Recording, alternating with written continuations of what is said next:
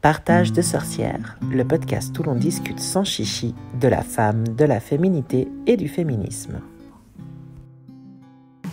Hello les sorcières, bienvenue dans ce nouvel épisode de Partage de sorcières. Hello Anaïs. Hello Sarah.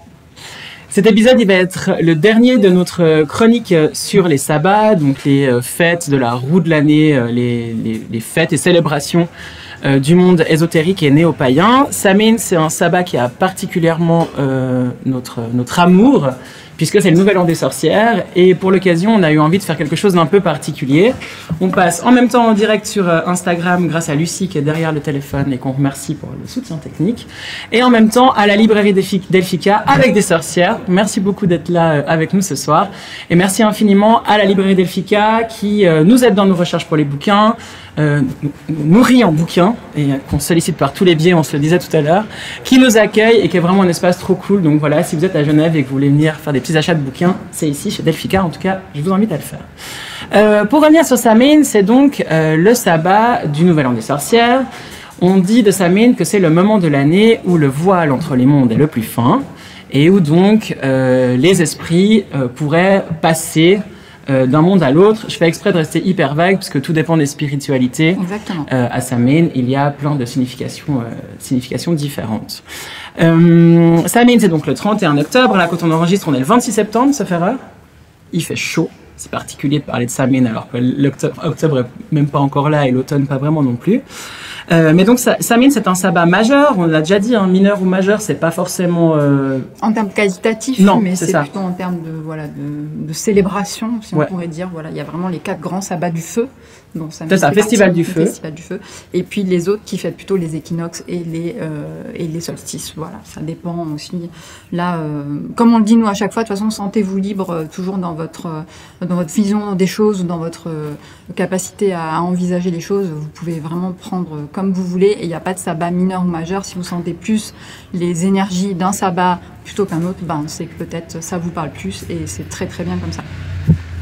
Et du coup, voilà, nous on adore Samhain. C'est vraiment le sabbat qui va avec tout l'archétype de la sorcière. Il y a le côté noir, le côté violet, il y a le chapeau pointu, le chaudron. Enfin, moi j'aime bien parce que vraiment les archétypes et la symbolique en fait de la sorcière un peu revendicatrice se retrouve dans ce sabbat. Du coup, une fois n'est pas coutume. J'avais essayé cette fois je voulais dire autre chose qu'une fois n'est pas coutume et en fait je ne me suis pas exercée. J'ai pas réfléchi à ce que j'allais dire. Donc, une fois n'est pas coutume, Anaïs va nous présenter ce sabbat au travers des mythes, des anciennes traditions et de lieux improbables que tu trouves toujours. Que je trouve toujours. Et est-ce que tu as des prononciations cool ce soir? J'ai des super prononciations parce qu'on va aller très loin, on va traverser l'Atlantique, on va aller chez les Aztèques. Ah, c'est bon, on va en Amérique du Sud. On va aller en Amérique du Sud, donc les prononciations des noms aztèques, des langues aztèques pour nous, ou maya, c'est toujours quelque chose, un grand moment, encore plus que pour le gaélique, puisque vraiment c'est des langues qui nous sont totalement inconnues. Quasiment. Oui, et tu nous fais quand même le don à chaque épisode pour toi sorcière si tu nous suis pas, de nous offrir des petits moments de douceur comme ça avec les prononciations. Voilà, c'est parti. Et puis on va commencer tout de suite avec l'étymologie. Oui. Voilà, parce que comme pour les dates un petit peu, très souvent on a des dates, en fait c'est plutôt autour quand on cherche les anciennes traditions, et bien souvent on a des prononciations et même des graphies qui sont très différentes. Donc Samhain, on va dire Samhain, mais en fait on peut dire en ancien gaélique on dit plutôt Samhain ou Samhain, mais on trouve aussi Samhain et également Samhain, A-Y-N, voilà. Donc vraiment des graphies et des prononciations extrêmement différentes selon les langues, parce que le celtique ou le gaélique ancien, c'est pas le gaélique moderne, donc voilà. Et du coup, le Samhain, c'est un lien avec le Halloween ou pas du tout? Non, pas du tout. En fait, Halloween, alors moi je vais pas en parler vraiment, mais si tu veux en parler... non, moi j'en parle pas non plus. Mais en fait, c'est vraiment juste un syncrétisme qui est venu des Irlandais qui ont immigré aux États-Unis et qui ont donc apporté cette fête de Samhain aux États-Unis, et c'est devenu la grande fête commerciale qu'on connaît, en mélange et en syncrétisme avec des traditions qui étaient locales des Premières Nations notamment, et également du christianisme puritain. Voilà, donc c'est vraiment un gros mélange d'un petit peu tout ça, plus une grosse couche de commerce, comme nos amis des USA savent si bien le faire. Du coup, sorcière, si tu viens pour découvrir des trucs sur Halloween, arrête. Ça sera pas ce soir. Va chercher autre chose. Mais on peut tout à fait fêter Halloween, alors là, il n'y a aucune difficulté non plus. Si ça vous plaît, si ça vous amuse, il y a pas de souci avec ça. Il y en a qui le font. Moi, c'est pas vraiment mon truc, mais why not? Il n'y a pas de jugement ici, en tout cas. Donc une fois qu'on a qui dit... ne saurait être dit en tout cas. Ouais. Une fois qu'on a dit qu'on pouvait dire Samhain, Samhain, Samhain, etc., qu'est-ce que ça veut dire ce mot? Donc l'étymologie, une fois de plus, elle est très floue. On a plusieurs graphologues qui nous disent que ça viendrait de Samhain en gaélique, et donc ce serait fin de l'été. Mais cette origine-là, elle n'est pas vraiment acceptée parce que la fin de l'été chez les Gaëls, du coup, c'est fêté par Lunasa, le sabbat encore d'avant. Donc ça n'a pas l'air de coller. Celle qui me semblerait la plus adéquate, si on peut dire ça, ce serait celle de l'interprétation de Whiteley Stokes, qui en 1907 a dit non, ça viendrait plutôt de Samani, ou Samonio, qui veut dire assemblée. Et effectivement, pour le coup, il y a des sources historiques qui nous permettent de dire que à la période de Samhain, une fois de plus, il y avait une grande assemblée, l'assemblée dite de Tara, et donc qui était fêtée par les Gaëls et les Druides. Et donc ce serait vraiment beaucoup plus proche de la réalité historique, puisque cette assemblée, elle est attestée par le fameux calendrier de Coligny, dont on a déjà parlé dans plusieurs épisodes de podcast, qui est donc un calendrier gaulois-celte du IIe siècle avant Jésus-Christ, qui a été découvert en 1897 dans l'Ain en France. Donc ce calendrier fait part des 4 grands sabbats, et donc de ce Mitsam, de ce Samonios. Voilà. Donc ce serait vraiment l'origine, ce serait assemblée. Et je ne vous parle pas de l'assemblée de Tara par hasard, puisque j'ai vraiment trouvé un site, d'une fois de plus, incroyable. Là, on va revenir un petit peu sur un site qu'on a vu au tout premier podcast dont je vous ai parlé, qui est Newgrange, en Irlande, donc dans la vallée de la Brine, dans le comté de Meath. Et vraiment, c'est un site qui est moins connu, mais qui est tout aussi important. Il date d'environ à peu près 4000 avant Jésus-Christ, donc là on est au néolithique, ce qui prouve que dès l'origine, et peut-être même dès qu'on enterre les morts, dès que l'homme a cette conscience de sa mortalité et se met à enterrer ses morts et donc à croire dans une potentielle au-delà, on fête une fête des morts à cette période.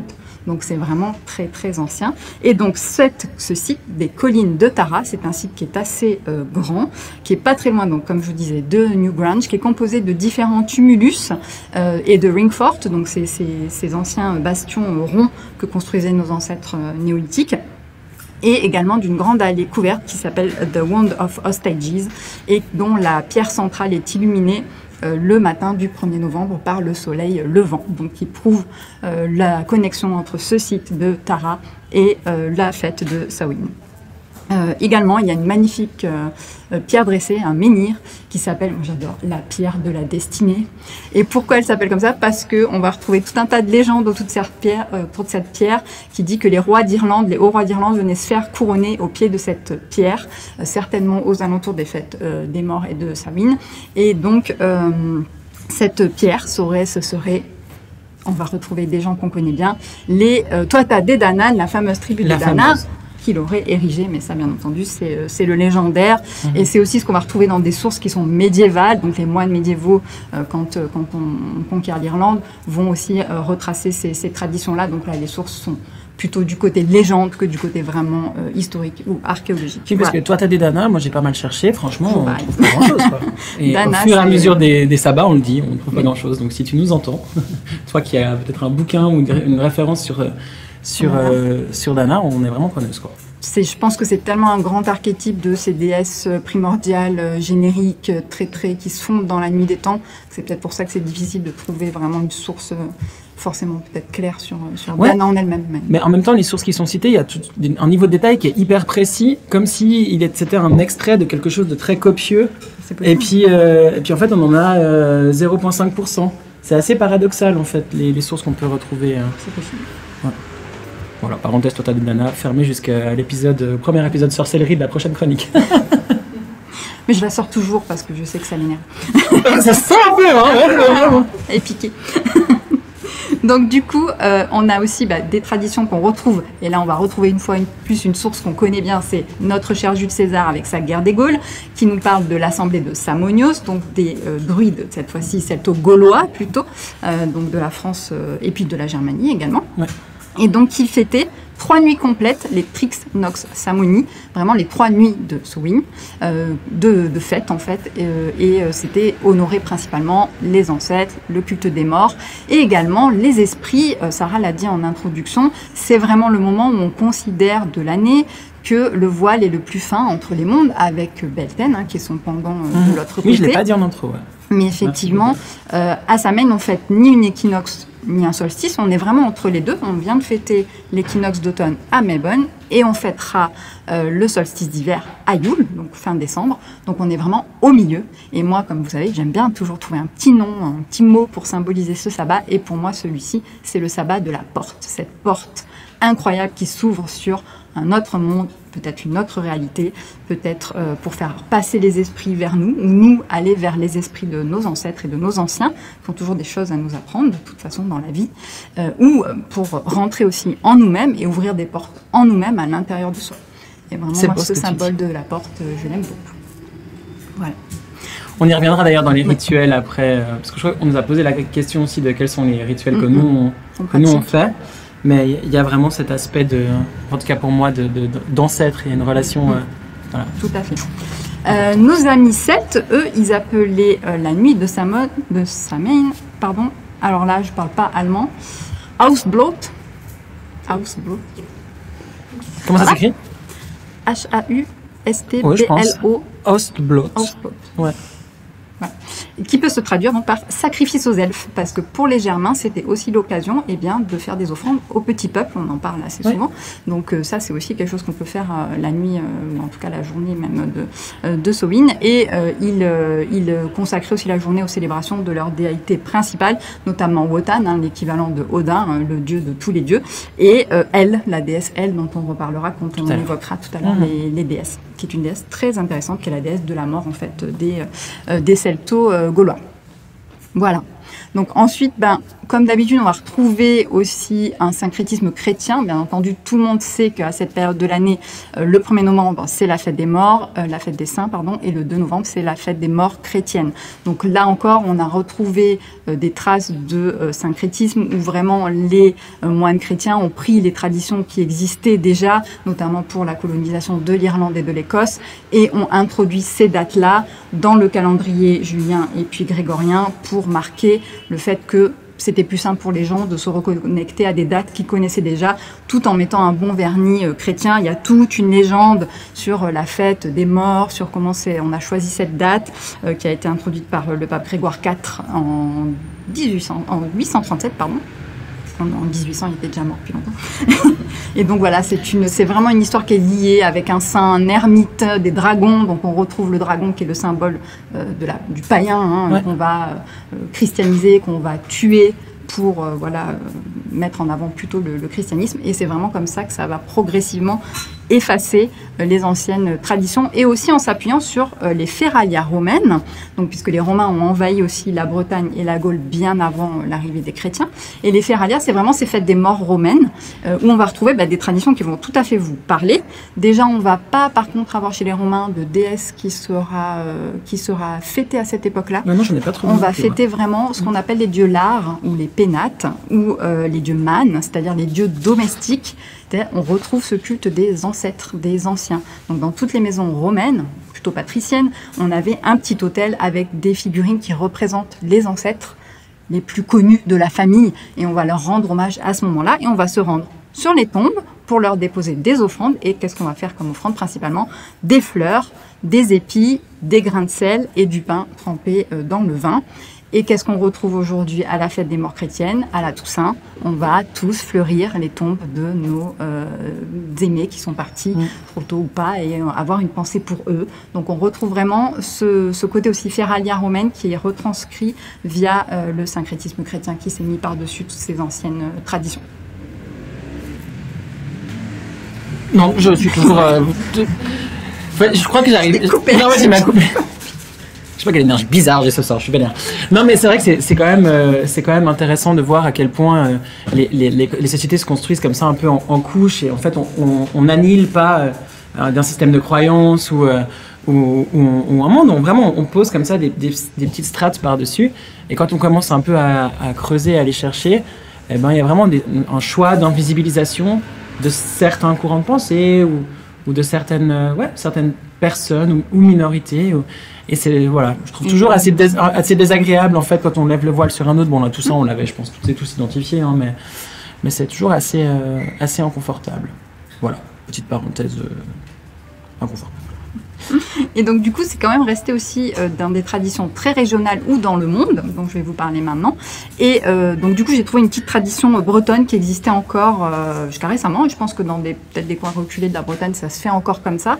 La veille de la Toussaint, ou en tout cas la nuit de la Toussaint, on prétendait que voilà, les âmes des morts reviennent carrément. Et donc on leur laisse carrément une place à table avec un morceau de pain, avec une assiette, etc. pour accueillir les esprits des disparus. Ça se fait dans la Wicca aussi, hein. Oui, tout à fait. Où on peut allumer une bûche dans la cheminée. Donc il y avait cette tradition aussi de dire on éteint tous les feux et on va les rallumer avec le feu commun de tout le village, etc. pour cette union, ce moment de partage autour des personnes qui sont plus avec nous. Et en Alsace, j'ai pensé à notre chère Gulli, parce qu'elle est toujours avec nous, près de Gérardmer, donc pas très loin de chez elle. J'ai trouvé les traces d'une déesse nommée Percha, et qui serait en fait une avatar de Elle, de la Elle germanique, hein, puisque l'Alsace c'est vraiment germain, et qui, elle, serait vraiment pour le coup associée à la légende des Dames vertes de la Vologne, donc les Dames vertes comme les Dames blanches. C'est peut-être quelque chose qu'on parlera dans des prochains épisodes, ces esprits un peu qui ressemblent à des fées ou des esprits comme ça, ou des anciennes déesses. Et ben c'est ça. Ouais. Donc parce que celle-ci, elle s'amuserait à torturer les égarés jusqu'à ce que mort s'en suive et précipiterait leurs victimes dans la cascade du Saut des Cuves. Voilà, la nuit de Samhain. Donc ne pas passer dans ce coin-là. La nuit de Samhain, si vous êtes du côté de Gérardmer en Alsace et que vous allez comme nous vous faire tatouer chez Gulli, ne ça fait attention à descendre à Gulli. Voilà. Pas là-bas. Et en fait, je pense que ce genre de choses aussi, c'est toujours des avertissements. Enfin voilà, là, peut-être que dans cette rivière-là, à cette époque-là, elle est très tumultueuse. Il y a peut-être des gros orages qui ont grossi la rivière et du coup, c'est dangereux. Et on invente on cale une petite légende en disant oh là là, n'y allez pas, il y a des femmes pas très sympas qui vont vous jeter dans l'eau, quoi. Donc je trouve ça toujours assez sympa, ce genre de petite. Pardon, je coupe la parole. Et du coup, dame verte et pas dame blanche. Pourquoi dame verte ? C'est une dame verte. Voilà, elle, Gaëlle, la forêt. Ah oui, simplement en fait, en lien avec son écosystème Et puis son ancien mythe en fait. Ouais, ok, ça marche. Voilà. Donc je pouvais pas non plus passer sans vous parler d'une fête des morts qui est exceptionnelle et qui se passe de l'autre côté de l'Atlantique. Et non, je ne vais pas du coup vous parler d'Halloween comme on disait en entrée, mais plutôt du Dia de Muertos espagnol, mexicain principalement, Mexique. C'est vraiment une tradition extrêmement mexicaine. Donc c'est une fête des morts typique de ce pays, qui est très très fêtée. Vraiment, les gens sont très attachés à la fête des morts. Et les festivités commencent la veille, le 31 octobre. Elles vont se poursuivre pendant quasiment 2 jours. On va retrouver des pratiques dont je viens déjà de vous parler, donc des petits hôtels à la maison avec des photos des personnes disparues qu'on souhaite honorer, etc. On va aussi aller sur les tombes, déposer de la nourriture, vraiment des offrandes, et même manger, sur les tombes. Donc vraiment, les symboles sont très très divers, mais les principaux qu'on va retrouver, c'est les calaveras, donc ces petites têtes de morts, toutes décorées, etc., qui vont en fait symboliser la Santa Muerte, la Dame de la Mort. On va y revenir après, qui est une figure extrêmement ancienne et très très ancrée dans le folklore d'Amérique du Sud, puisque c'est une ancienne déesse aztèque. On va retrouver des fleurs, on va retrouver donc les photos, forcément un crucifix puisqu'on est dans des pays qui sont encore extrêmement catholiques. On va mettre du pain de muerte, on va mettre des graines d'amarante. Là aussi, l'amarante, c'est une plante qui était très utilisée par les prêtres aztèques, donc on retrouve vraiment cette filiation. Et on va aussi mettre des choses que le défunt aimait bien, et très souvent de la tequila, pourquoi pas, des cigarillos, voilà, vraiment des trucs un peu sympas pour partager avec lui tout ce qu'il aimait bien, si c'était un bon vivant, voilà, dans sa vie. Est-ce qu'on lui laisse une assiette aussi, du coup ? Ouais, il a une assiette, bien sûr. Mais surtout, on partage avec lui. On est sur la tombe, on mange sur la tombe. Les enfants jouent autour. Enfin, c'est extrêmement festif. C'est vraiment les morts sont là avec les gens. Ils sont pas partis. Ils sont restés juste à côté d'eux. Et c'est le jour qu'on prend pour se dire, allez, cette fois-ci, on se retrouve comme s'ils étaient là, en fait. Ils sont vraiment avec eux pour partager tout ça. Et dans la symbolique des couleurs, ce qui est assez, je trouve génial avec cette fête, c'est une fête éclatante. Enfin, moi, j'ai vraiment cette image de plein de couleurs hyper vives, de joie. Et nous, on a, ici en Europe, en Occident, une image plutôt noire. Et moi, j'aime bien, ça, je vous avoue, mais une image plutôt noire de ça. Mais en fait, c'est assez cool. Cette explosion de couleurs. C'est vraiment une une iconographie que j'aime beaucoup, et donc oui, très colorée, et qui a des origines du coup vraiment précolombiennes. Donc la fête des morts aztèques et mayas, ils fêtaient les morts. Alors ils fêtaient 2 fois, il y avait 2 fêtes, et c'est là qu'on va passer aux prononciations sympathiques. Donc ils pratiquaient 2 fêtes des morts majeures, une pour les enfants et les jeunes adultes, Mikai Wotanti, et une pour les adultes, Waimikasawit. Voilà, vous êtes contente. Donc ces festivités sont bien entendu dédiées à cette époque de l'année. Donc il y a les 2 fêtes, mais à la même période. Alors avec un petit décalage, c'est-à-dire que la fête des jeunes, elle commençait plutôt l'équivalent en calendrier mexicain de ce qui correspondrait au mois d'août pour nous. Okay. Et l'autre après, pour les adultes, plutôt effectivement fin octobre. Ok. Donc vraiment selon la période. En fait, ça va durer très longtemps parce que quand ils commencent la fête des jeunes morts, ils vont couper un arbre qu'ils vont décorer avec des fleurs, etc. Enfin voilà, c'est très... Et ça va se poursuivre jusqu'à la fête suivante pour les adultes. Donc la principale déité qui préside à la fête des morts, c'est donc cette fameuse dame des morts, Miquetasihuatla. Et donc cette déesse, moi je la trouve formidable. Elle est vraiment, on va en parler peut-être après de manière plus développée, mais elle est restée dans cette image aujourd'hui de très vénérée de la Santa Muerte dans les États mexicains. Donc c'est vraiment la Santa Muerte, elle est un peu devenue notre faucheuse, donc elle est comme ça. Mais Miquetasihuatla, elle a vraiment ce visage qui est juste un crâne, et elle préside à la conservation des corps des morts après la mort, puisqu'il y avait une croyance dans la résurrection chez les Aztèques et les Mayas. Donc l'inframonde maya, l'inframonde aztèque, il est très complexe, il y a beaucoup d'étages en dessous, il y a à peu près 9 étages, donc c'est très long. Et donc cette dame des morts, elle veille sur les corps jusqu'au dernier moment, jusqu'au moment peut-être de leur résurrection, ou en tout cas pour reconfier leur corps à aussi aux vivants qui sont restés dans leur famille. On sait que les Aztèques étaient très protecteurs. Enfin, pour eux, les ossements et surtout les crânes revêtaient une importance capitale, puisqu'on a retrouvé, donc, que ce soit dans les codex, dans les textes et dans les sources archéologiques, ce que l'on appelle des tsompantli, c'est-à-dire des murs de crâne qui étaient conservés, mais là c'était le crâne des ennemis tués pendant les guerres. Et donc on a notamment ce cher Bernardino de Sahagún, qui est un moine franciscain qui est venu au Nouveau Monde et qui a assisté au dernier massacre de ces pauvres Indiens par...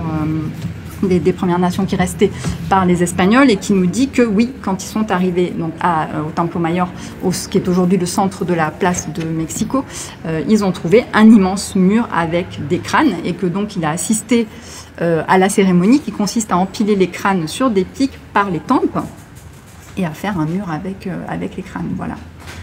Un de son penchant. Voilà. Et on en trouve beaucoup représentés donc, dans les codex et surtout sur les bas-reliefs. Moi qui me suis rendue, j'ai eu cette chance-là à Chichen Itza, il y a tout un mur en bas de la pyramide de Kukulkan qui est composé uniquement de crânes.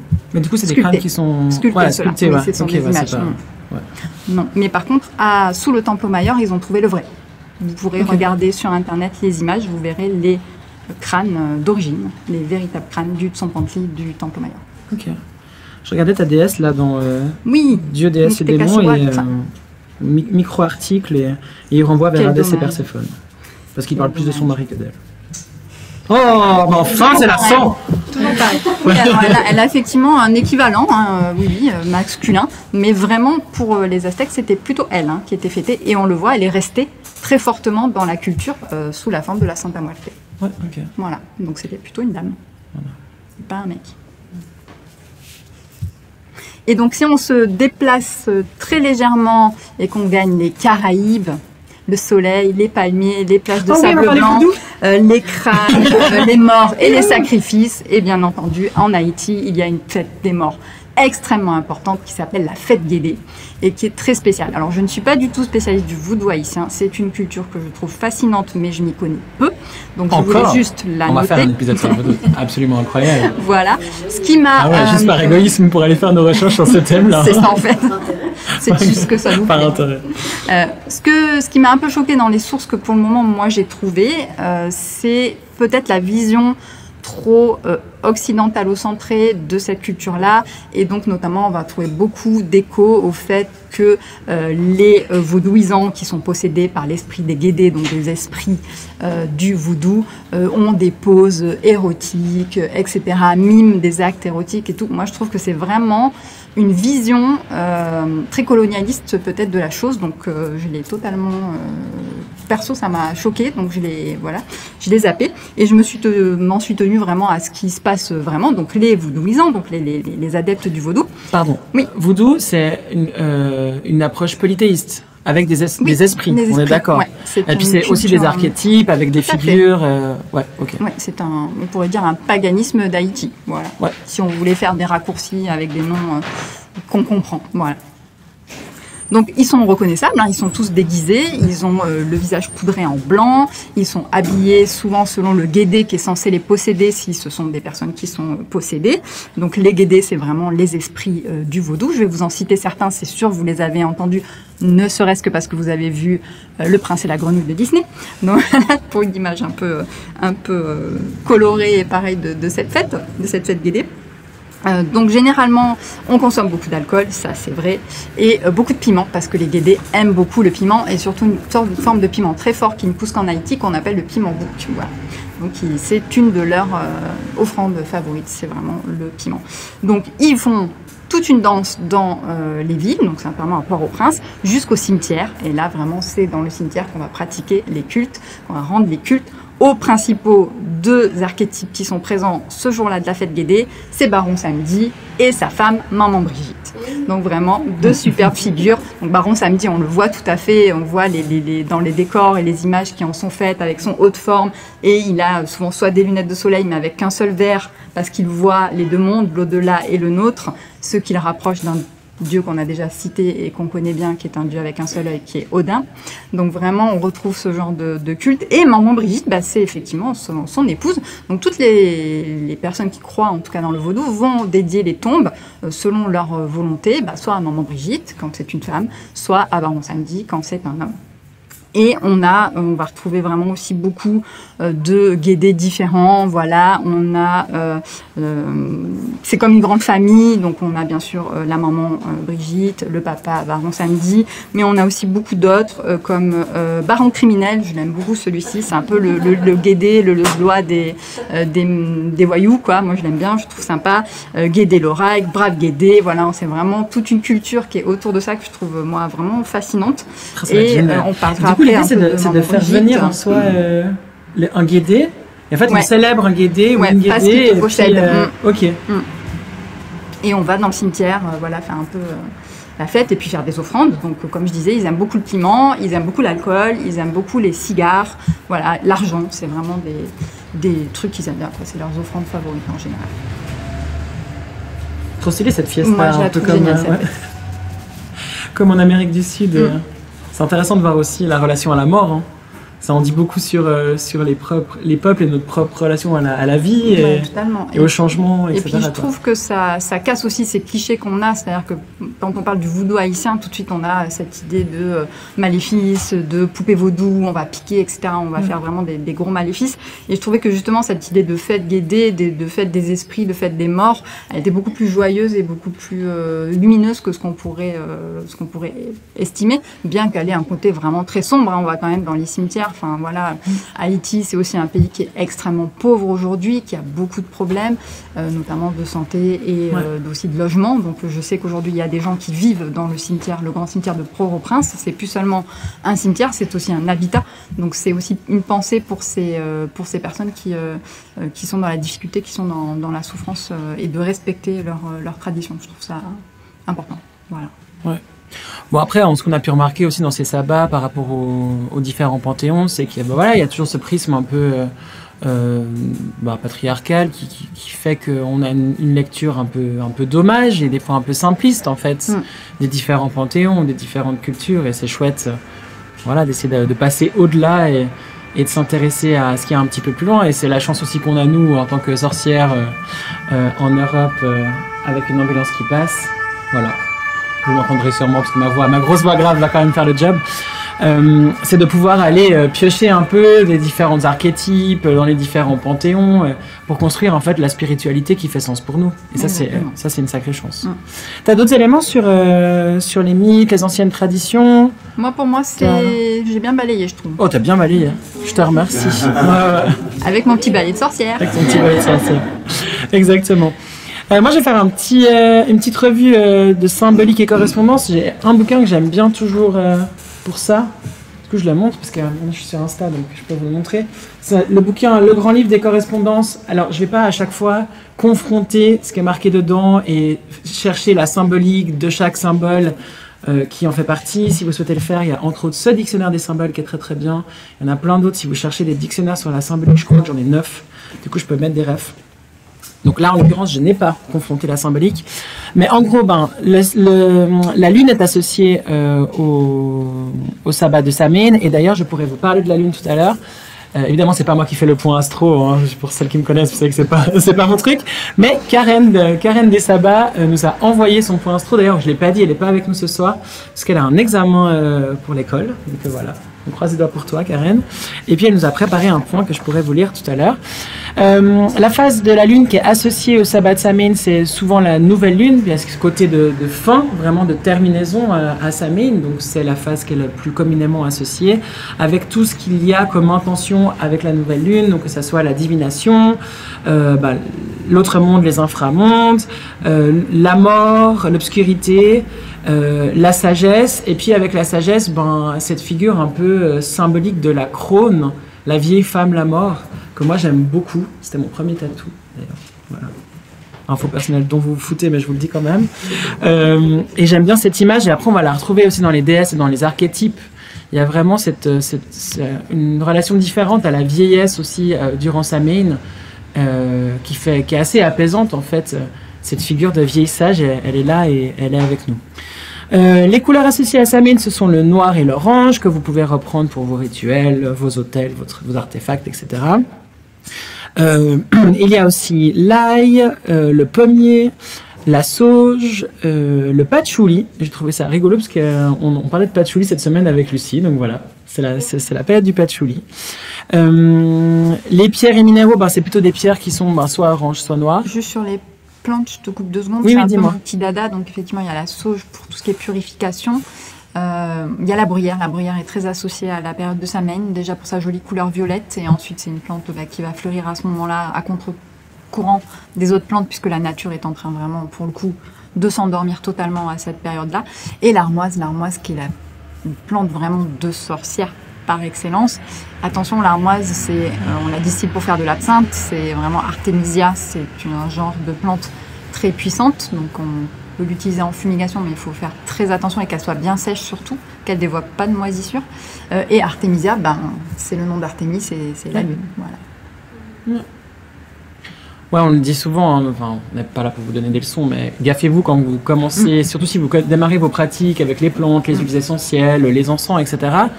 Il y a des produits qui ont vraiment des effets qui sont importants. Et puis, du coup, si vous êtes seul face à ces produits-là, possiblement, vous pouvez vous mettre un peu en danger, voire beaucoup en danger. Donc, n'hésitez pas à soit à nous écrire et nous, on vous met en contact avec des gens qui s'y connaissent. Qui sont des sachants. Pas nous. Ou à aller chercher vos ressources dans des bouquins, etc. Enfin, c'est un peu comme les champignons. Tout le monde sait que si on ne sait pas cueillir des champignons, on les mange pas.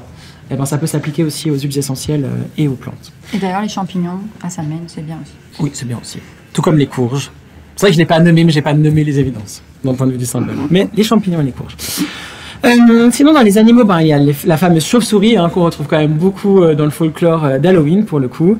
Et puis, dans les minéraux, oui, je vous disais pierres et minéraux, c'est plutôt les minéraux et pierres qui sont noirs ou oranges, donc la cornaline, l'obsidienne, l'onyx, et puis là aussi, l'obsidienne, c'est une pierre qui est vraiment costaude.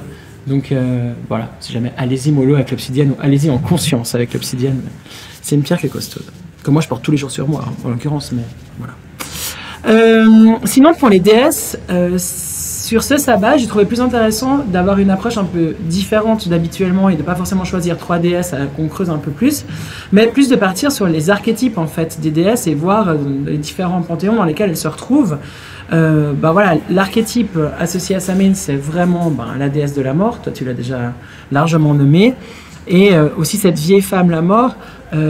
Dans la triple lune, ce symbole qui est beaucoup associé à la féminité magique. C'est la dernière lune en fait, c'est la lune décroissante. Et voilà, ce mot de crone, il est intéressant. Et j'avais noté pourquoi, et je sais plus, et je vous le marquerai en commentaire du podcast, mais il y a tout un truc autour de l'étymologie de ce mot crone. Est-ce que ça vient des grues? Non. Crane? Non, c'est pas ça. Je sais plus. Je vous le remarquerai parce que je l'avais surligné dans le...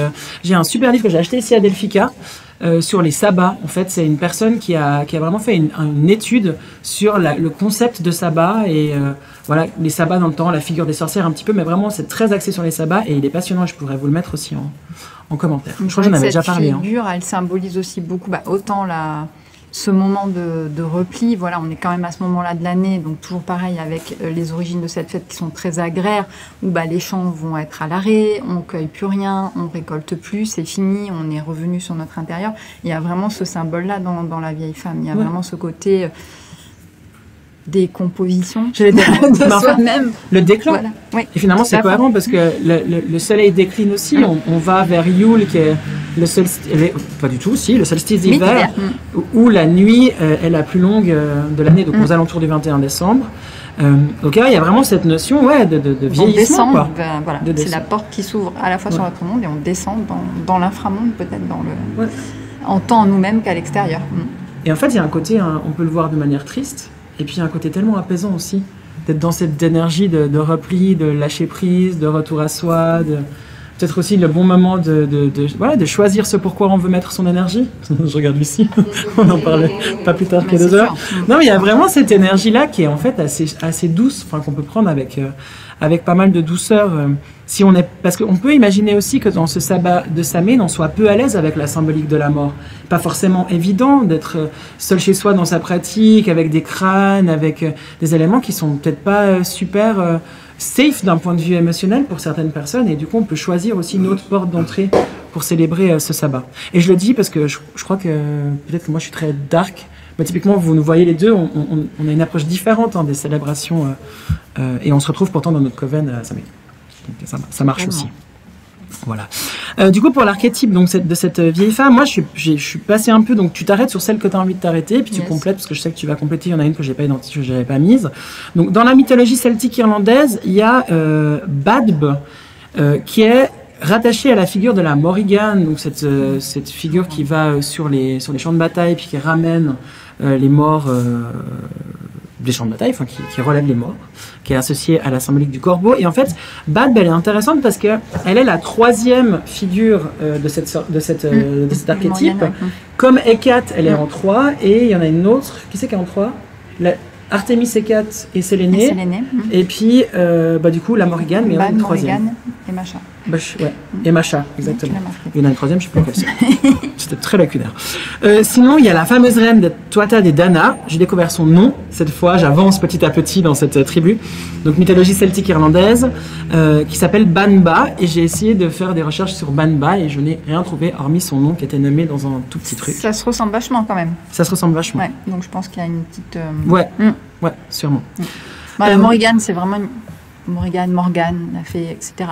C'est vraiment une figure qu'on retrouve très très souvent quand on s'intéresse au folklore celto-irlandais ou vraiment aux légendes arthuriennes où elle a une place très importante. Donc vraiment, c'est un archétype qui est sur un temps très long, une fois de plus. C'est très certainement un avatar d'une déesse originelle de la mort ou de choses comme ça. Ouais. De l'aspect guerrier aussi, vraiment fort. Oui, on a vu ces autels creusés dans le sol avec juste des ossements en offrande, c'est impressionnant. La Morrigan, sur le conte de Trois Cercles, si jamais vous trouvez, j'avais écrit un billet sur cette déesse il y a, je sais pas, un peu plus. Sinon, il y a Cailleach, qui est une sorcière divine. Cailleach. Voilà, sorcière divine, je trouvais ça assez cool d'associer ce concept de sorcière et de divin. parce que souvent la sorcière, elle est quand même relativement terrestre, mais non, là, elle est divine. Donc là, c'est dans la mythologie gaélique aussi. Et elle est souvent représentée comme tournant dans son chaudron. Et ça m'a fait penser à cette image, on voit souvent dans les milieux ésotériques cette espèce de mouvement, un peu de tourbillon. Et je voyais tout à fait en fait cette image de Keilar dans un chaudron et cette espèce de cycle sans fin. Voilà, que je l'ai trouvé assez chouette. Oui, c'était quelque chose qu'on avait dit, je crois, au moment de Beltane, où justement ces fêtes des sabbats, cette roue de l'année, elle nous apprend que contrairement à ce qu'on nous enseigne avec les calendriers chrétiens grégoriens, notamment et cette construction du temps qui est linéaire, au contraire, le temps il n'est pas linéaire, c'est une spirale, c'est une boucle. On revient au même moment de l'année, mais on n'est pas le même quand on vient à ce moment-là, parce qu'on est revenu différent. Ouais. Et du coup, cette histoire de touiller le chaudron, c'est pas mal. Ouais. Donc, le soir de Samhain, touillez votre chaudron. Mettez ce que vous voulez dedans et touillez-le. Mais d'ailleurs, je crois qu'il y a certains rituels, je ne sais plus de quelles inspirations. Moi, je le fais. Hein. Où le soir de Samhain, je le fais, moi. Je jette plein de conneries dans ma casserole. Je touille, ça sent bon. Et puis, je touille. Mais je crois bien qu'on peut touiller, on peut donner une intention dans sa touillette. Bah, totalement. Soit de gauche, oui, bah, totalement, oui. Bah, voilà, je découvre récemment. J'aurais une question. Oui. Est-ce qu'il y a des recettes, des potions magiques, en fait, à ce moment-là? Puisque dans toutes les traditions, on a toujours un peu des ingrédients... Des ingrédients qui seraient phares, tu dis, par rapport à Samhain? Ouais, ou je sais pas, ou est-ce qu'il y a quelque chose de l'ordre du psychédélisme une relation avec des états modifiés de conscience? Alors, quand on se penche du coup sur les fêtes guédées et les fêtes de l'autre côté en Amérique du Sud, oui, totalement. Il y a aussi cette question de consommer, alors soit via de l'alcool, soit via des psychotropes, mais oui, il y a vraiment cet aspect-là. Après, nous, dans la culture, ce serait difficile à dire, mais après, on sait que, notamment par les plantes, ou comme les datura ou ce genre de plantes, on sait qu'elles sont consommées depuis la préhistoire par les chamans très certainement ou les prêtres. Donc c'est une possibilité que les druides aussi en utilisaient. Mais non, ça c'est difficile à trouver. On n'a pas de petits livrets de recettes, mais cela dit, j'ai l'impression, c'est qu'une impression, ok, donc voilà. C'est que la médecine, souvent c'est touiller, c'est vraiment mettre là, mettre une intention. Totalement. Il y a une intention, mais il y a aussi des herbes médicinales ou des herbes qui sont utilisées avec un essilon particulier, tu vois. La sauge, la sauge par exemple, etc. À fumiguer, en fumigation. Mais je dirais, je sais pas ce que vous en pensez, mais moi je dirais pas avec une intention de psychotrope. Il n'y a pas forcément, tu vois, ce truc-là derrière, c'est plutôt purifier ou ouvrir un voile, ou... un psychotrope, il est tendance à découvrir un voile. Mais il n'y a pas... dans ce qu'on peut rencontrer plutôt dans les sorcières, dans l'ésotérisme et ces courants néo-païens du bassin dans lequel on a ici à Genève et étendu à la France, etc. Moi, j'ai peu vu en fait ce côté psychotrope qu'on peut avoir dans d'autres courants chamaniques, ayahuasca, etc., qui sont très actuels. Je pensais par exemple à la manite parce que tout à fait. La symbolique de la manite, elle est totalement. Et puis elle pousse à cette période-là. Oui, c'est peut-être.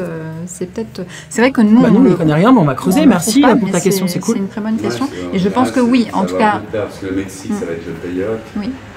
Ou l'ayahuasca aussi. C'est sûr. Tu sais quoi, je pense que là, on a nous notre propre biais dans le sens où nous, on ne prend pas de psychotropes ou. Enfin, je dis nous, toi non plus. Non. Voilà, c'est ça. Donc, je pense qu'on n'a pas nous. Le chasse-là, c'est un psychotrope. Je sais pas, on prend le pinard. Ça, alors, on prend le pinard.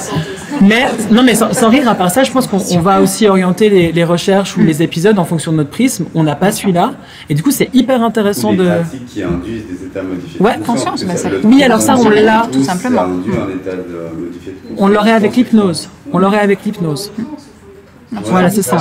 Moi, j'anime des hypnoses collectives par le biais de 3 cercles, où là, il y a effectivement une sorte de conscience modifiée, mais elle se fait pas avec en plus en support des plantes ou des fumigations, ou tu vois. C'est juste à la voix et c'est juste onirique en fait, tu vois. Mais merci pour la question, on la creuse. C'est très intéressant. Ouais. Et du coup, si on repart sur les déesses ou les archétypes, plus que moi j'ai mis les deux en fait, déesses et archétypes, dans la mythologie celtique associée à Samhain, il y a Rhiannon, qui est une grande reine, mais elle, j'ai pas creusé. Je me la suis notée pour. Alors moi, j'ai le super bouquin qui s'appelle Keltoy à la maison. J'aurais pu te le passer. Voilà, où c'est tous les mythes celtiques extrêmes, très belle édition que je conseille. Oui, Rhiannon, elle est aussi. Alors, mais c'est une master figure. Hein. Ouais, c'est juste. Vraiment, c'est aussi une déesse mère très puissante pour moi, mais là, j'ai pas la ressource pour te la développer plus que ça. Mais ouais. De toute façon, on s'était dit qu'on voulait faire aussi certains épisodes qui étaient vraiment dédiés à des archétypes. On sait pas trop par quelle porte d'entrée la prendre. On voulait écrire un livre, on voulait faire plein de trucs. Mais je pense qu'on va le faire comme ça dans le podcast, de passer un peu certaines figures. Dans l'hindouisme, il y a Durga ou Durga, qui est déesse de la guerre et elle est mère de l'univers. Et genre, elle est absolument totalement badass, cette figure-là. C'est un tout, et j'ai trouvé très intéressante. Elle est complétée par Kali, que nous qui avons nos règles connaissons bien, pour l'avoir à l'intérieur de temps en temps, qui est la déesse de la transformation, de la destruction, cette déesse incroyable qui a plusieurs mains, des poignards, et elle a un truc comme ça hyper. J'ai mes règles, j'aurais dû le dire, j'ai mes règles. Voilà pourquoi je suis comme ça. Voilà pourquoi. Ceci explique cela. Oh là là, quel sexisme. Quel sexisme. Ça va, c'est moi-même. Ensuite, il y a la fameuse Hécate. Ah bon, Hécate, oui, on a. Voilà, donc déesse de la lune, donc de la nouvelle lune, cette fameuse triple déesse des carrefours, des souterrains. Avec ses chiens et. Moi, je l'adore. Elle est absolument badass. Et ses flambeaux. Moi, je l'adore parce que c'est vraiment dans le mythe de Perséphone, c'est la seule qui vient en aide à la pauvre Déméter qui a perdu sa fille, qu'on lui a lâchement enlevée pour aller la violer dans le monde souterrain. Et c'est la seule qui lui dit oui, mais alors je vais t'aider parce que moi j'ai vu le truc, je te file mon flambeau, tu peux descendre chercher ta fille. Je trouve que c'est un exemple de sororité incroyable, cette triple déesse Hécate. Mais elle Hécatée, d'ailleurs. Hécatée, ouais. Elle est très puissante aussi dans les.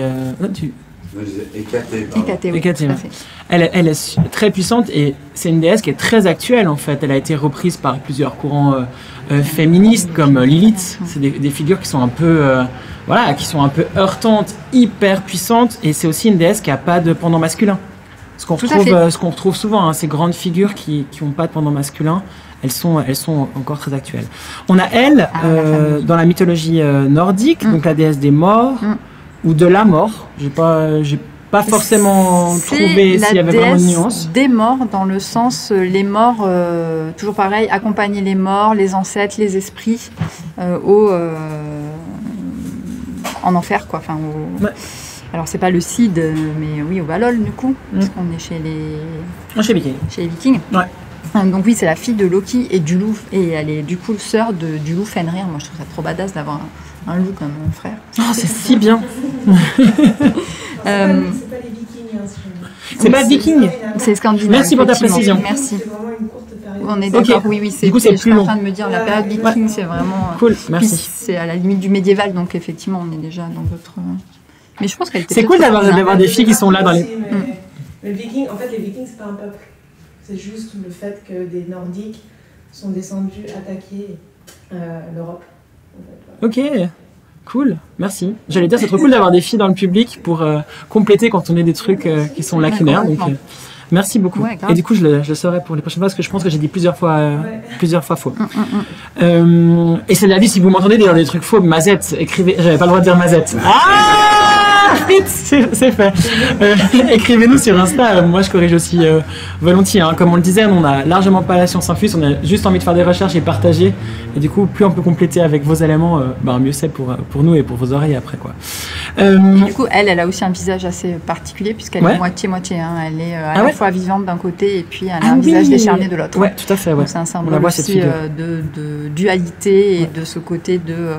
On est les deux mondes en un seul, comme Odin, qui voit les deux mondes avec son seul œil, son œil qui est perdu.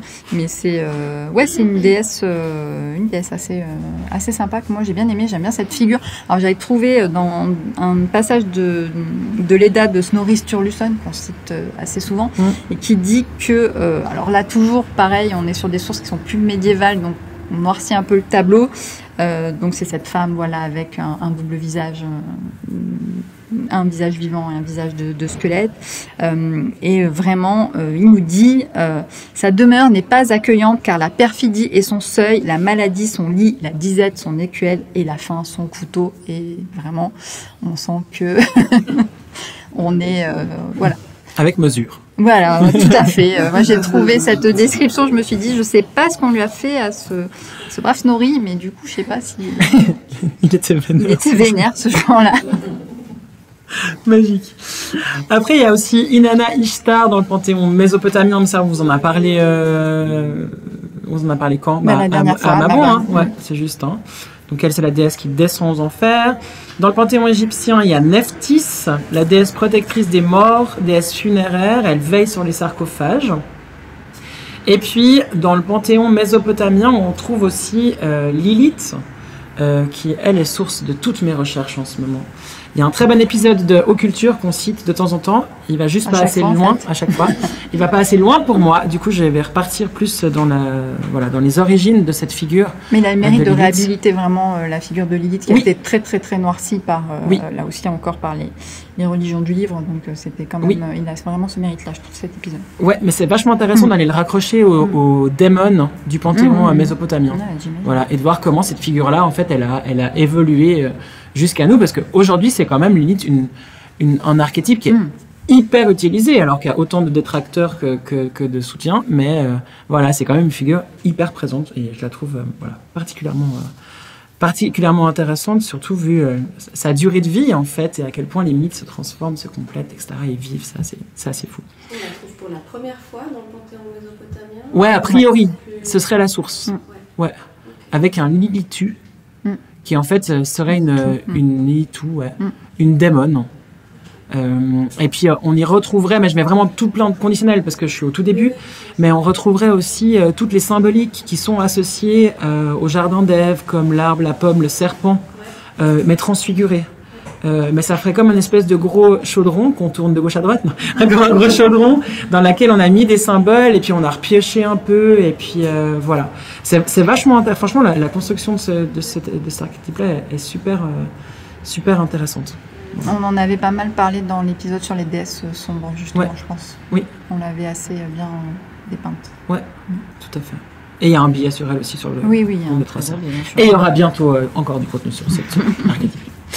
Et puis toi, t'avais d'autres déesses. J'ai toujours ma petite aztèque Mictehuacihualta.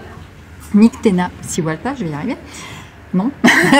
Donc on l'a dit, c'est la dame de la mort. Donc là, vraiment, on retrouve toujours dans l'écriture aztèque ces symboles qu'on lui attribue, donc son glyphe. Là, c'est vraiment une tête de squelette avec un aspect de vieille femme au sein pendant et qui est en décomposition. Donc vraiment, là, on est dans le symbole de la dame de la mort, la plus absolue, la couronne. On la retrouve, on fait notre petite boucle. Et du coup, ces symboles qui lui étaient associés sont vraiment assez sympas à reconnecter aussi avec, de l'autre côté de l'Atlantique, nos propres traditions, puisque les animaux qui lui étaient dédiés symboliquement, c'est la chouette, qu'on retrouve notamment pour Hécaté et pour aussi Athéna, la chauve-souris, on en a parlé, c'est un des symboles de Samhain principaux, et l'araignée. Voilà, c'est vraiment l'araignée dans le sens qui tisse sa toile aussi de manière la toile monde. Il y a souvent complexes, etc. Ouais. Et puis surtout, souvent dans les mythes mésoaméricains, l'araignée c'est aussi le symbole du début du monde. La toile monde qui est tissée, etc. Alors après, chez les Incas, c'est différent avec la naissance des Incas via l'œuf, mais dans beaucoup de symboliques, et notamment chez les Indiens d'Amazonie, l'araignée, c'est vraiment aussi ce symbole-là du début du monde, et en même temps, de la fin, elle peut être venimeuse, elle peut amener à la mort, voilà. C'est vraiment un symbole qui est trop fort, qui est très fort, et donc qui s'est retrouvé dans cette fameuse Santa Muerte. Alors la Santa Muerte, c'est vraiment aussi là faire attention par les interprétations. Il y a eu tout un mouvement de décrédibilisation de cette figure en faisant un peu la déesse, ou en tout cas l'ange de la mort des cartels de la drogue et des voyous, des personnes liées au tout contexte du trafic de drogue au Mexique qui est très puissant. Pas du tout, elle est vraiment très respectée, ne serait-ce que par le peuple, cette Santa Muerte. Donc c'est encore un syncrétisme bizarre entre cette ancienne figure aztèque qui est restée vivante et puis l'image de la mort chrétienne avec sa faux, son voile, etc. On la retrouve aussi beaucoup dans l'univers du tatou, on la trouve souvent avec la Catrina, voilà, avec les dessins sur son crâne, etc. Qui est une iconographie qui est très sympa. Donc là, moi je l'aime bien. Ouais, ce serait intéressant aussi de lier ces différents archétypes à travers le monde. C'est assez fou comme on retrouve en fait des symboliques. On retrouve les mêmes symboliques. Un peu partout. Du coup, pour les déesses, on a fait à peu près le tour. Il nous reste... Oui. On en a déjà beaucoup parlé de Perséphone. c'est pour ça que moi je l'ai pas creusé aujourd'hui, mais c'est vrai qu'on l'a déjà beaucoup évoqué à Beltane, il me semble. Ouais. Elle est clairement associée à Samhain de par sa place dans les enfers et puis sa place, comme tu disais, qui est aujourd'hui reprise aussi, comme si elle avait son. Enfin, on peut lui attribuer un libre arbitre dans le fait de vouloir être aux enfers une partie de l'année. Enfin, c'est assez ce qui est en vogue par rapport à cette figure-là en ce moment.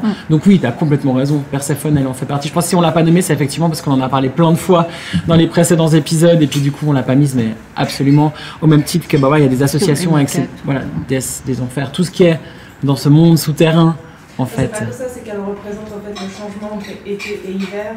Le fait que en fait, les Grecs creusaient pour mettre les récoltes, pour les conserver. Donc c'est plus que juste les enfers. Moi, je l'aurais plus mis à Mabon, tu vois, qu'à Samhain pour le coup. Pour moi, c'est très perso, mais tu vois, Perséphone, je l'aurais plus mis sa symbolique à Mabon. Les dernières récoltes, justement, qu'on va conserver. C'est le moment où on fait les conservations. Voilà, j'aurais pris ce côté enfer de l'archétype, cette symbolique-là pour Samhain, mais voilà, tu vois, c'est ma libre interprétation. Et c'est ça qui est trop cool, c'est qu'en fait, on peut aller chercher finalement la déesse, l'archétype, la figure féminine qui fait sens pour nous. Et ça, c'est assez cool. Et le partager, du coup. Du coup, pour les rituels et artefacts, à Samhain, il y a pas mal de traditions qui sont connues aussi pour Halloween, mais qu'on peut reprendre vraiment pour Samhain. La première, c'est le costume. Il y a quand même quelque chose d'assez génial durant ces célébrations de Samhain, où on peut un peu être nous-mêmes tout en étant costumé dans une société qui se costume, mais on est nous-mêmes. Vous voyez ce que je veux dire dans ce petit chemin où en fait c'est le soir où on peut être libre d'être et nous on n'est pas déguisés, on se le dit souvent. D'ailleurs cette année on fait 2 Samhain parties, je l'annonce alors qu'on n'a pas encore convenu de la deuxième, mais je suis sûr que ça va se faire. On fait une Samhain partie à l'échoppe d'Awen l'après-midi. On va faire plein d'animations, d'activités, il y aura des bonnes petites choses à grignoter, des petits vins chauds, des trucs trop cool. Donc aux Acacias, et le soir normalement on devrait faire un after à la taverne hors du temps, à Schönbourg si jamais, qui a l'air d'être un endroit absolument fantastique, que plein de nos amis connaissent, nous pas encore. Et a priori on va aller chez eux, voilà. Je le dis avant que ce soit le cas, mais on a parlé tout à l'heure sur les réseaux, on a l'air sympa, ils ont l'air sympa, ça devrait le faire. Voilà. Et du coup dans cette idée de laisser libre cours aussi à sa créativité, pour Samhain, qu'elle soit sombre ou lumineuse, finalement, ça change rien. Dans le fait maison et dans le fait de se retrouver dans cette créativité, c'est le rituel créatif, il a vachement sa place à Samhain. Il y a aussi tous les rituels qui sont culinaires, en lien avec les petites, le fait de faire à manger pour les morts ou de faire des petites comment on dit, des petites meringues ou des petits sucres décorés aux effigies, des cupcakes, etc. Mais franchement, il y a un truc dans le fait de faire à manger à Samhain, c'est à peu près le cas dans tous les sabbats, mais dans Samhain, il y a quelque chose de particulier, c'est aussi un sabbat qui se célèbre à l'intérieur, et pas forcément dans les champs à courir et danser, comme c'est le cas à Beltane. C'est beau dans l'idée de faire à manger, surtout dans des célébrations de ce type, où, comme tu l'as dit, on touche à des sujets un peu sensibles, la mort, les défunts, etc. Ouais. Et dans l'acte de faire à manger, quoi de plus affectif et de l'ingrédient suprême, c'est l'amour que tu mets quand tu crées de la nourriture. Et de partager ça aussi avec les défunts, c'est aussi une manière de faire passer l'amour dans les deux mondes. Moi, je trouve ça magnifique. Ouais. Donc, cuisiner dans ces moments-là, c'est encore plus fort. Je pense qu'il faut imaginer, c'est que les anciennes civilisations côtoyaient beaucoup plus la mort que nous. Complètement. Parce que nous, on l'écarte, on l'a beaucoup écarté. Eux, c'est quelque chose qu'ils côtoyaient régulièrement. Oui, tout à fait. Donc ils ont une autre vision que nous, on pourrait avoir. Ils avaient cette compréhension beaucoup plus évoluée qu'en fait la mort faisait partie de la vie et vice-versa. Aujourd'hui, on a vraiment écarté la mort, je trouve, ce qui est dommage. Du coup, c'est peut-être intéressant de la ramener d'un point de vue symbolique avec la petite assiette à table qui symbolise l'ancêtre. Et aussi, dans les rituels. Les photos, tout simplement. Si vous avez des photos de personnes disparues qui vous sont chères, c'est le moment de les sortir, de les mettre sur votre autel. Voilà.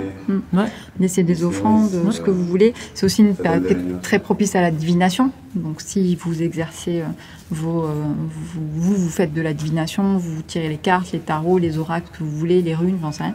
C'est vraiment quand même aussi une période très, très propice à ça. Complètement. Complètement. Et puis, à la décoration. On ouvre la porte de cette saison où on va être chez nous. Et en fait, c'est cool d'être chez nous dans une maison dans laquelle on est bien, Alors, c'est pas forcément la période du grand nettoyage, qui est plutôt associée à des sabbats comme Imbolc ou au Stara, Beltane, cette partie où on réouvre les fenêtres et l'air rentre. Mais là, voilà, il y a quand même, alors il y a la décoration d'Halloween avec la symbolique des crânes et tout ça. Finalement, on peut s'en extraire ou pas, mais aussi dire que c'est le moment où on reprépare son chez-soi avec des éléments de la forêt, avec des choses qui nous plaisent et qui vont rester avec nous durant cette période de l'année, qu'on peut aussi imaginer garder ou brûler quand la prochaine période de printemps va arriver. On peut mettre de la magie et du symbole finalement dans nos toutes petites choses du quotidien, sans forcément... tout bêtement dans une bougie, voilà, si on n'a pas des gros moyens, allumer une bougie ce soir-là, c'est un sabbat du feu. Donc c'est toujours rappeler aussi que la lumière, même si elle va fortement décliner jusqu'à Yule et qu'on vivra des nuits très longues et très noires, il y a toujours la lumière qui est quelque part et qui est aussi de l'espoir. C'est ça. Et du coup, tu vas faire quoi toi pour Samhain? Je vais aller picoler à la taverne dans du temps. Mais ça c'est le 28. Le 31, qu'est-ce que tu fais? Je vais cuver du coup. 3 jours. Ok, on va passer une bonne soirée. N'oubliez pas de venir alors. Oh putain. Non, je vais vraiment... moi, je suis vraiment très, très proche de mes défunts, donc oui, je vais essayer peut-être de rentrer en contact avec eux, qui sait. Voilà. Trop bien. Tu sais aller plutôt toute seule? Oui. Ouais. Enfin, j'ai un mari, mais bon... il se reconnaîtra. Ouais. Il n'a pas Insta, non? Si. Moi, je crois qu'aujourd'hui, Samhain, c'est avec mon fils. C'est assez rigolo. De aussi pouvoir reparler des ancêtres et puis d'avoir la maison. Nous on fait à manger, on a beaucoup on aime bien les monstres chez moi et les têtes de mort, etc. Donc on fait des trucs là autour. Et puis moi j'y réponds parce qu'on nous a posé la question sur les réseaux, c'est pour ça que j'y réponds. Mais moi je fête pas les sabbats cette année. Je crois que j'en parle trop, je les prépare trop, je les lis, je les écris, j'en fais des épisodes, je diffuse des épisodes. Enfin, quelque chose qui se joue vachement important pour moi sur les sabbats, et tout ce symbole là fait qu'en fait moi je vais pas le fêter, je vais faire la teuf. J'ai la teuf le 28 et la fête avec mon fils le 31, et puis après je me connais, je vais juste tirer les cartes parce que ça j'arrive pas trop à m'en passer, j'aime bien. Mais je peux être attentive aux rêves aussi, j'aime bien ce genre de nuit là. D'ailleurs il y a la pleine lune, je l'ai pas dit. C'est parce que t'as pas lu le... Parce que j'ai pas lu... Oh là, cette transition incroyable. Donc du coup je continue avec effectivement, la pleine lune, les énergies de ce sabbat en 2023. Merci Karen des sabbats pour la préparation. Donc le 28 octobre, ce sera la pleine lune en taureau. Le 31 octobre, ce sera la lune gibbeuse décroissante en gémeaux. Du coup, entre le 28 octobre et le 31 octobre, il y a une prédominance des signes d'eau dans le ciel. L'élément eau, c'est en quelque sorte le siège des émotions, et du coup, dans cette phase de pleine lune jusqu'à Samhain, les émotions vont avoir une place importante. Pour démarrer, la pleine lune en taureau pourrait inhiber nos émotions pour des besoins plus matériels, donc quand on démarre, et on pourrait avoir besoin de calme, de stabilité, de douceur, d'équilibre, pour ensuite se remettre dans ses émotions, renouer avec soi, et se remettre à l'intérieur de soi dans la continuité de la lune décroissante, en Gémeaux. Voilà, où on aura un retour très vif émotionnel. Et puis elle nous invite à ne pas nous laisser déborder et à trouver un juste milieu pour garder notre paix intérieure. Voilà pour notre petit point astro. Et est-ce que parmi vous, les sorcières présentes et présents ce soir, il y a des rituels fun ou des envies de partage de ce que vous allez faire pour ces célébrations de Samhain? On a bien évidemment imaginé que ce serait le 31 octobre, puisque le 28 vous êtes avec nous pour faire la fête. Je sais pas, vous avez des rituels particuliers ou bien des trucs que vous faites chaque année ou pas vraiment? Moi je suis assez du genre à y aller au feeling, à l'instinct. Je peux me sentir très vite en pression ou débordée dès qu'il y a des règles ou des dogmes, des injonctions qui soient. Ouais. Donc en fait je suis assez du genre à me dire si j'ai envie de faire le jour même, si j'ai envie de faire avant, si j'ai envie de faire après, si j'ai envie d'être dans une énergie plutôt de période. Ouais. En fait je ferai ce que j'ai envie comme j'en aurais envie, et j'ai pas de rituel particulier. Et je sais que ça se passe beaucoup de manière interne pour moi. Vous êtes beaucoup soit dans des pensées, soit dans des paroles, des formes de pseudo-prières ou des choses comme ça. Manifestation.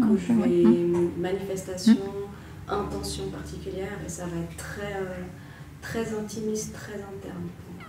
Trop bien. Je crois que c'est sur ces paroles-là qu'on va terminer l'épisode de Partage de sorcières et plus généralement la chronique dédiée à ces sabbats. Parce qu'en fait, tu rappelles ce qu'on a vraiment envie de partager avec Anaïs et l'une des choses pour lesquelles on a créé 3 cercles avec Lucie, c'est qu'en fait, on a la chance incroyable de pouvoir créer la spiritualité qu'on veut, de la vivre comme on veut.